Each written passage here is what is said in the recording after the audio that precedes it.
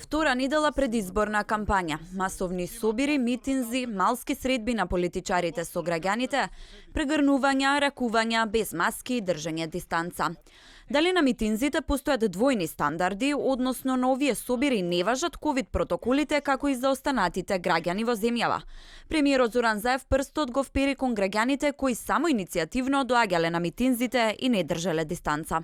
Се гледат распоредите на случањата како се изместени согласно протоколите, а секако веројатно проблемот е тоа што предизвикува дополнително луѓе кои што доаѓаат од страните, кои што секако не ја спазуваат неопходната оддалеченост и целосното почитување на протоколите. Министерот за здравство Венко Филипче пак, откако и тој лично се појавуваше на митинзи и собири, каде антиковид мерките беа во втор план, допрва ќе препорача до политичките партии да најдат начин на митинзите да се бара вакцинален сертификат.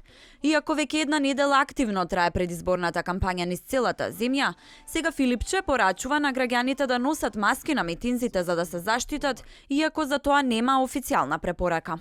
Сега дека што има влез-излез, тоа би требало да се прави. Тешко е да се организира на места каде што едноставно се собираат граѓаните. Но се сложувам, апсолутно вие на место забелешката. Уште денеска ќе најдам начин да препорачам до сите политички партии. Исти слики на митинзите на опозицијата, без дистанца и маски, но со лични контакти и прегрнување и ракување.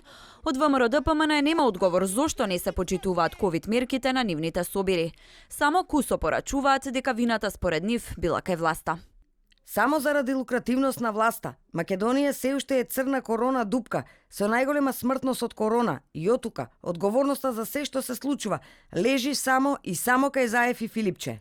Дека препораките на штабовите е да се почитуваат мерките на политичките собири, за Телевизија 24 велат и од ДУИ и од Алијанса за албанците, како и другите политички партии.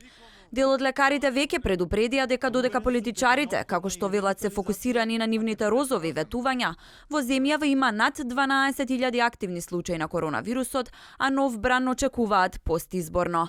Надлежните пак тврдат дека состојбата во земјава е стабилна.